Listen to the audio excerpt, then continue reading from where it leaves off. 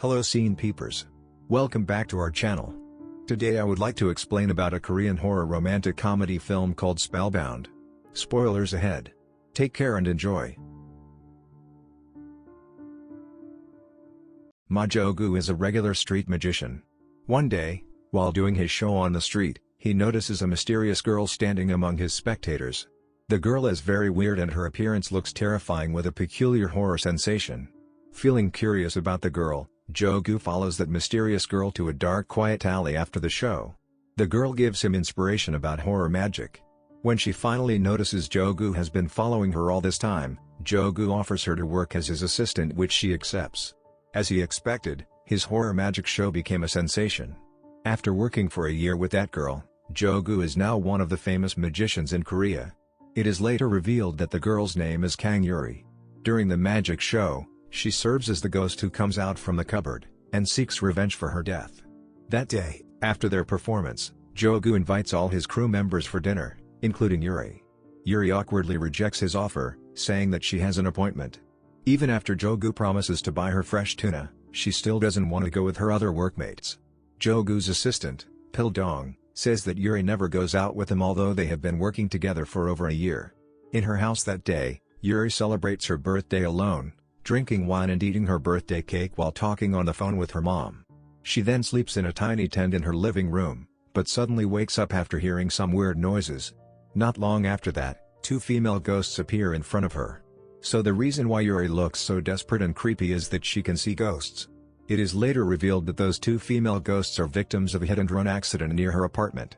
Yuri calls the police to give some information. The next day, seeing Yuri eating alone after the show, Jo-gu invites her again for dinner.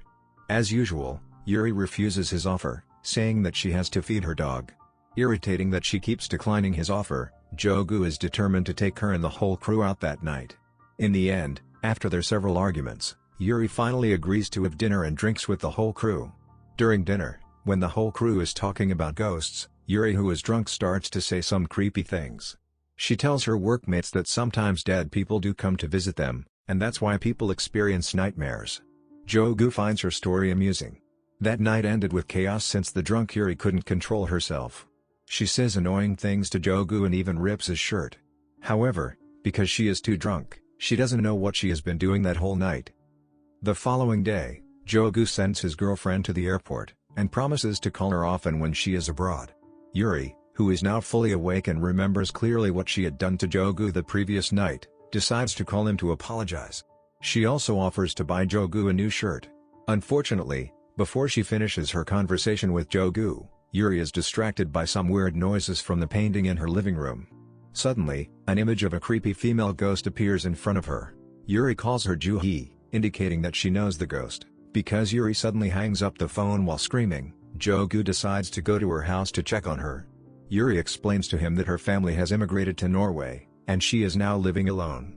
They don't have much to talk about as the situation between them is kinda awkward. However, right before leaving Yuri's house, Jo-gu sees a boy sitting in Yuri's backyard. He invites him to enter the house. Yuri tries to stop Jo-gu. The boy suddenly disappears. Jo-gu suddenly hears a weird sound from Yuri's kitchen. He and Yuri go to the kitchen to check on the boy. Jo-gu realizes that the boy is hiding in the kitchen cupboard. He baits the boy to come out and is surprised when he sees how fast the boy can run. Even after that, Jo-gu still doesn't know that the boy is a ghost. Unfortunately, the boy ghost follows Jo-gu to his house. Jo-gu wakes up that night after hearing some noises in his house. He freaks out when he sees the boy dashing toward him.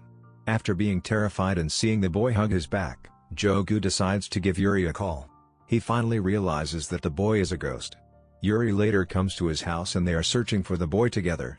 It is later revealed that the boy and his father had an accident.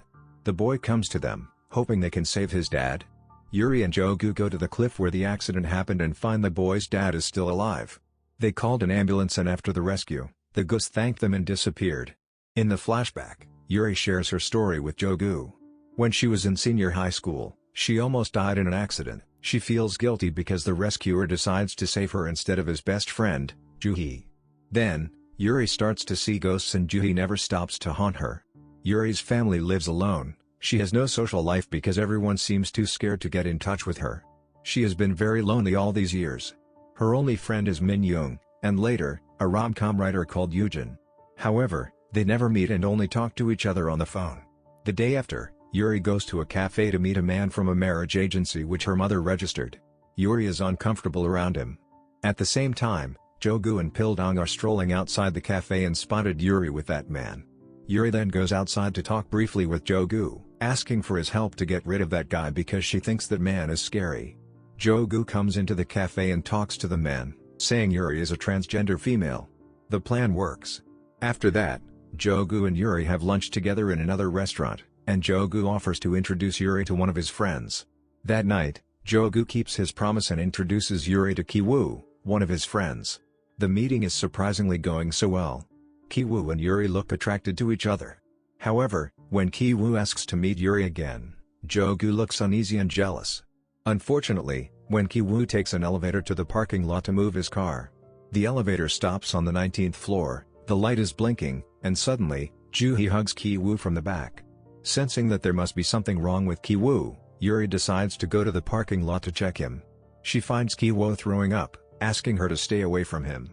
Yuri is disappointed but she understands. The days after, Yuri goes out again with Jo-gu for a drink.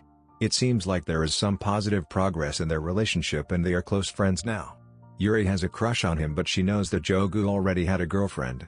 They enjoy each other's company, talking and drinking together.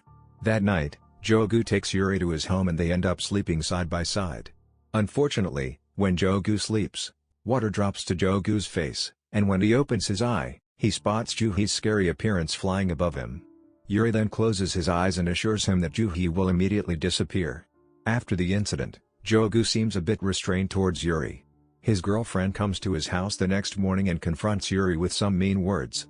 Yuri leaves Jo-gu's house in disappointment, and when she talks to her friends on phone that night, she admits that she has been very lonely and depressed. She just pretends to be happy all the time and she can't hold it anymore. Meanwhile, Jo-gu's girlfriend seems to realize that he has been in love with Yuri. They then break up and she wishes him luck with his new difficult love. It is later revealed that Yuri has resigned from her job, and wants to move on. However, Jo-gu can't stop thinking about her and wants to meet her. With some help from her friends when they come to visit Yuri in her house, she promises to meet Jo-gu. They decide to meet near the street magician show where they first met each other.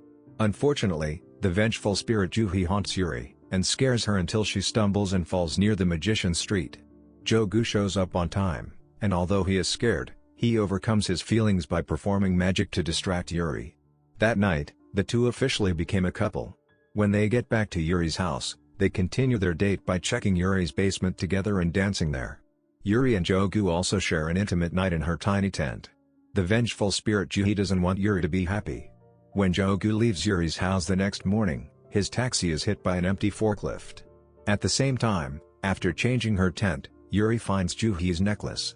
After getting hit by the forklift, Jo-gu crawls out of his taxi. Signs above his head suddenly dropped. Those accidents nearly killed Jo-gu. That night, Jo-gu prepares to perform his show as usual. Worried that something might happen during the show, Yuri also goes to the auditorium to watch. The show turns into a scary incident when the Joo-hee ghost appears and points at Yuri, saying that she is her killer. She then traps Yuri in the big aquarium in the cupboard. Jo-gu tries to save her, but Joo-hee lifts his body and throws him from a high place. The show is a total mess. While drowning in the aquarium, Yuri sees Joo-hee and shows her the necklace. It is later revealed that the necklace is a safety chain from Joo-hee's grandma. Joo-hee is the one who is supposed to wear it, but since she lends it to Yuri that day, the reflection of the sun on the necklace makes Yuri glow. That's why the rescuer saved Yuri instead of Joo-hee. After returning the necklace to Joo-hee, the ghost disappears. Both Yuri and Jo-gu are hospitalized after that incident. Yuri thinks that Jo-gu will be safer if she leaves him.